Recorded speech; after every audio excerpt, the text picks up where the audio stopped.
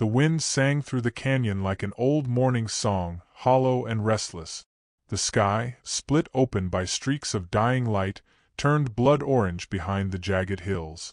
Dust rose in lazy swirls as Colt Mercer rode along the ridgeline, his tall frame hunched against the saddle like a man carrying more than just supplies. His horse snorted beneath him, hooves thudding against cracked rock. Far off, a raven cawed, one of those sounds that slipped under your skin without your permission. He wasn't heading anywhere in particular. Hadn't for months, maybe longer. Just kept riding west, into the wind, where no one expected a damn thing from him. The silence of the land was easier than the silence in his own bones. Then he saw her. At first, she looked like a bundle of leaves blown into a ditch. But something in the shape wasn't right. There was too much stillness, too much weight in the curve of her body.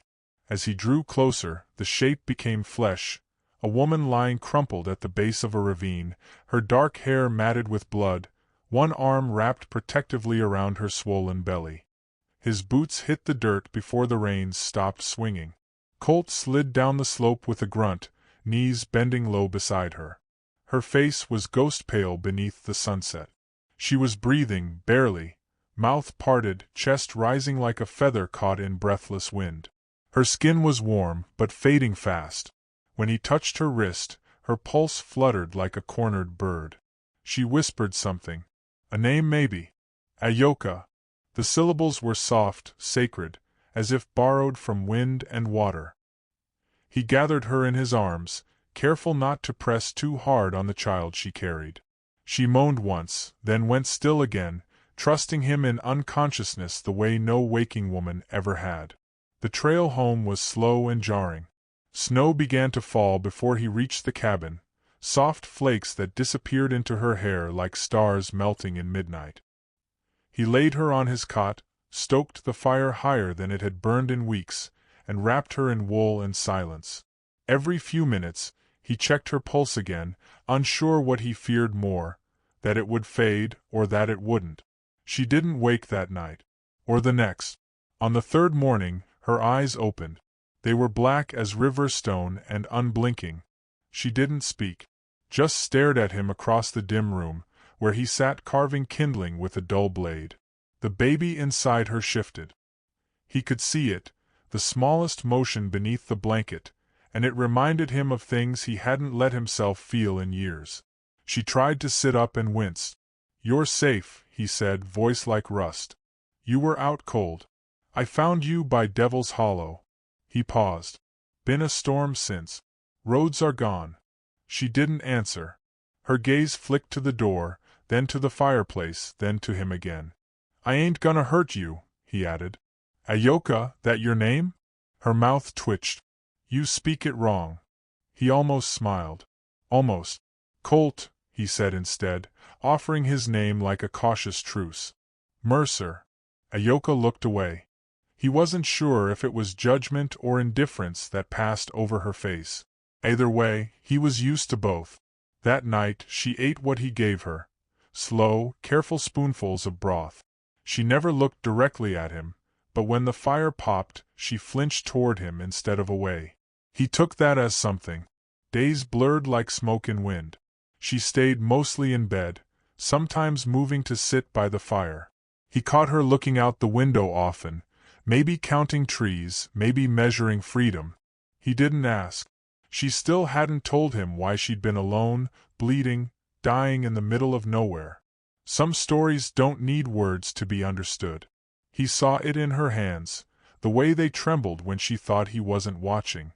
The way she sometimes stared at the wall with her jaw clenched like she was biting back a scream. This wasn't just a woman caught in weather. This was someone who'd been torn from something or someone. The cabin slowly changed with her in it.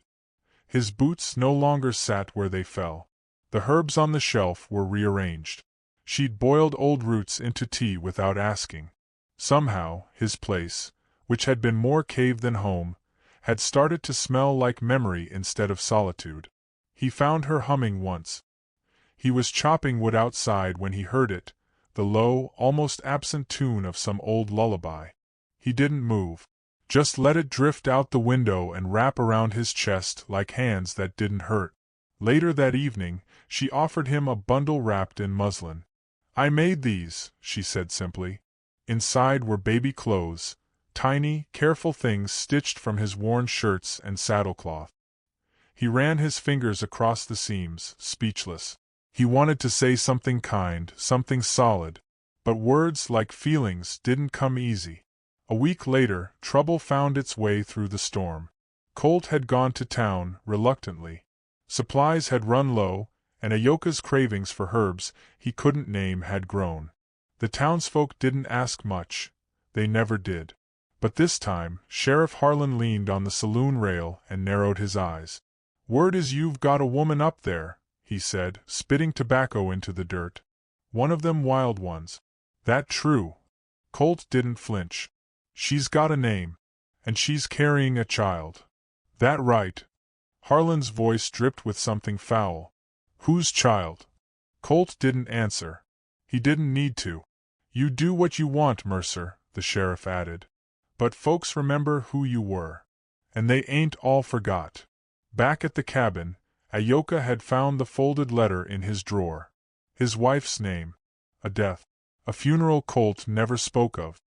He didn't know she'd seen it until that night, when she sat with her hands still in her lap, staring into the fire.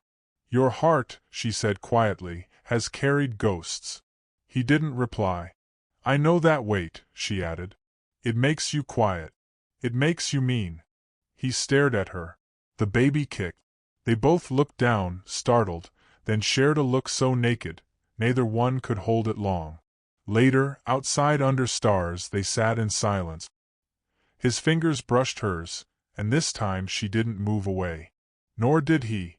The storm rolled in the next day. Rain slammed the roof like fists. Thunder cracked so loud the windows shuddered. And Ayoka screamed. Colt dropped the axe mid-swing and bolted inside. "It's time," she whispered, sweating, her eyes wide. Now. He'd delivered calves before. Once a foal. But never this. Not this raw, human miracle wrapped in fear and blood and screaming. She gripped his arm until it bruised. He fed her words he didn't know he remembered. She cursed him in a language older than English. And then it happened. The cry of a newborn split the storm in two. Colt held the baby, slippery, red-faced, alive. A girl. He wrapped her in flannel and handed her to Ayoka, who cradled the child like something both fragile and eternal. "For the first time in years," he cried. Not loudly, not shamefully, but quietly, like a river thawing after endless winter. She looked up at him, exhausted, and said, "I want her to have your name." He didn't ask why. He just nodded. In the days that followed, the world felt wider, softer. Sunlight lingered longer in the windows. The cabin stayed warm without the fire raging. Even the wind seemed to have a new song. They married beneath the spring bloom, alone but not lonely. There was no preacher, no rings, just hands clasped, words whispered, and eyes full of things neither of them dared name aloud. Colt looked at Ayoka, her long hair braided down her back, the baby cradled in her arms, and thought maybe, just maybe, he was worthy of beginning again. Somewhere inside him, something heavy let go, and the man who had once ridden to forget, now stood still to remember. If you ever find yourself riding through the coldest season of your soul, don't ignore the body lying at the edge of the trail. It might just be the one light the universe sent you, not to save, but to save you. Because sometimes, the hardest hearts only need one steady flame. And mercy, when given freely, has a way of making men human again.